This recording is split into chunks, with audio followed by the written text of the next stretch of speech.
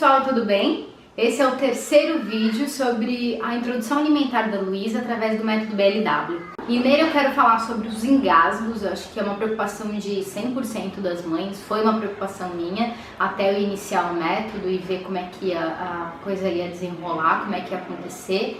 Mas eu acho que 100% das mães têm essa preocupação, então eu acho que é uma coisa importante de ser falada. Bom, gente, sobre os engasgos, é possível acontecer? Sim, o seu bebê está deixando de tomar somente o leite, deixando de tomar somente o líquido, né, de se alimentar de líquido, e ele tem que lidar com aquele objeto sólido na boca que ele não sabe muito bem o que fazer, e com o passar do tempo ele vai aprender que ele tem que engolir, ele tem que mastigar e engolir. Porém, não é comum. De todos as coisas que eu leio, que eu pesquiso, dos vídeos, dos cursos que eu faço, de pessoas com que eu converso, e até com a minha experiência com a Luísa, eu nunca vi um bebê sufocar por causa da introdução alimentar através do BLW. Então não é uma coisa comum de acontecer. E se acontece, quando acontece, é muito mais pela escolha que o adulto faz do alimento, a forma com que ela vai apresentar aquele alimento para o bebê, do que pela incapacidade do bebê se alimentar. E as chances de ter um engasgo pelo BLW é a mesma de um bebê que mama só no peito e o de uma criança que come papinha. E eu digo mais, a criança que come a papinha, ela tem uma chance até ainda maior de sufocamento, porque não é ela que leva o alimento à boca. Quando o bebê pega o alimento e ele introduz o alimento na boca, o corpo dele todo está se preparando para receber aquele alimento. Então começa com os olhos, ele enxerga aquele alimento, aí vai na parte motora, ele alcança aquele alimento e ele tem toda essa preparação para colocar o alimento na boca. Então o corpo dele todo se prepara para receber aquele alimento. Então a chance de engasgar é muito pouca. Claro, desde que o alimento que tenha sido oferecido para ele esteja numa consistência adequada para ele, né? Então, por exemplo,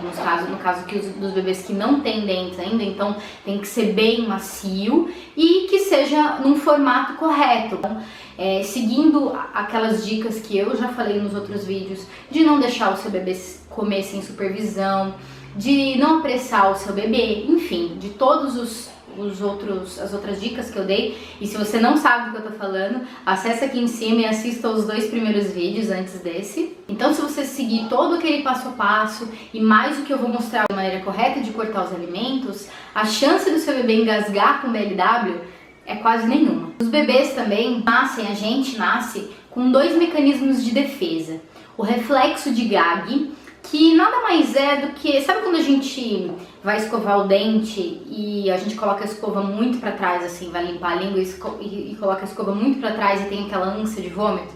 Os bebês nascem com isso muito mais ressaltado e é chamado de reflexo de Gag. Então quando seu bebê coloca um alimento na boca, que ele vê que tem um tamanho grande, que ele não sabe o que fazer com aquilo, e aquilo passa do meio da língua pra trás, começa a entrar em ação esse reflexo de Gag. Então ele vai fazer como se estivesse com uma ânsia de vômito mesmo, para colocar o alimento para fora. Aqui eu vou colocar agora um vídeo da Luísa tendo o reflexo de Gag.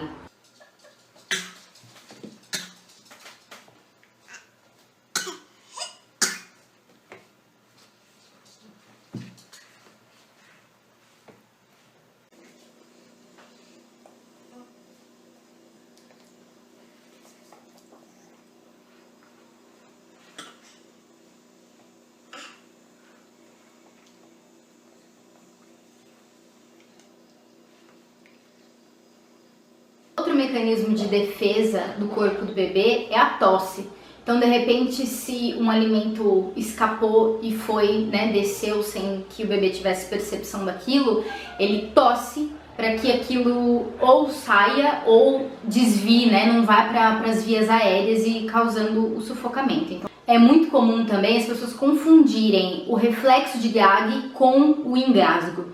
Então, gente, no engasgo, o bebê, ele sufoca mesmo, ele não consegue respirar. Você vai perceber que ele fica imóvel, ele não emite som e ele vai, óbvio, se você não socorrer, ele vai começar a ficar vermelho, né? E o reflexo de gag não. O bebê tem movimento, ele respira, a coloração dele não muda porque ele tá respirando, ele tem esse movimento com as mãos, né, geralmente. Então, existe essa diferença, né, porque são coisas diferentes e você precisa parar, observar, esperar e avaliar se aquilo é um reflexo de gag ou é um engasgo. Você pode também entrar no YouTube e ver diversos vídeos, colocar reflexo de gag ou gag reflex, que você vai ver diversos bebês tendo o reflexo de gag para você se sentir segura se de repente acontecer. E é bem comum, viu, gente, o reflexo de gag acontecer, porque, como eu falei, é uma defesa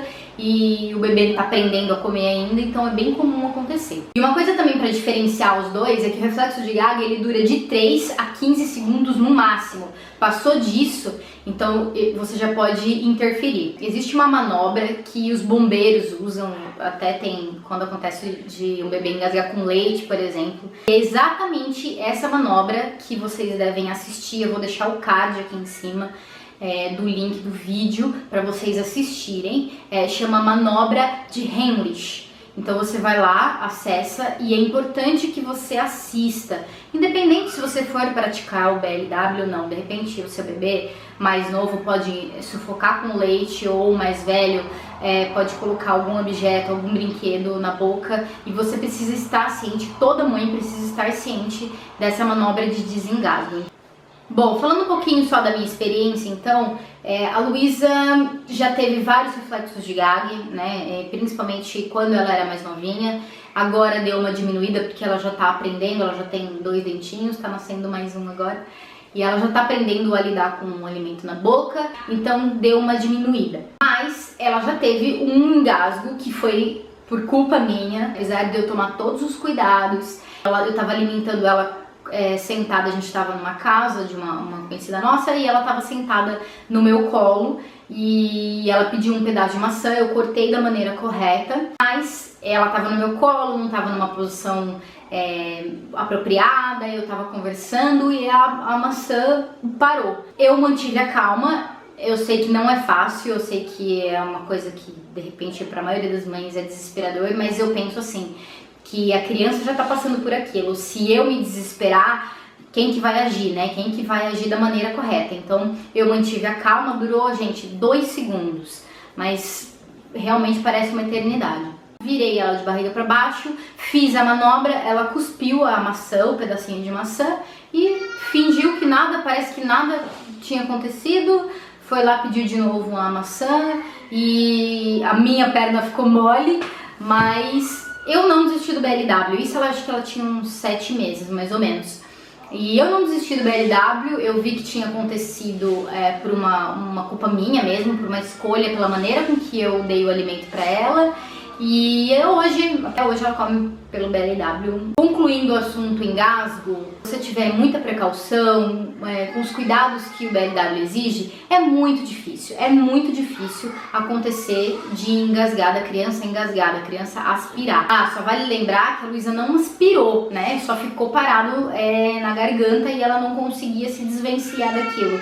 Então eu fiz a manobra e consegui tirar. BLW é um método muito bacana, muito legal. Eu já contei aqui todos os benefícios, como eu vejo a Luísa se desenvolver de uma maneira incrível. Eu não deixaria de aplicar o BLW por causa de engasgo, por causa do medo de engasgo, né? Então, se você quer aplicar no método, acredite no método, acredite no bebê e acredite em você, né? Então, acho que todas essas coisas somam para que o BLW seja uma experiência bacana.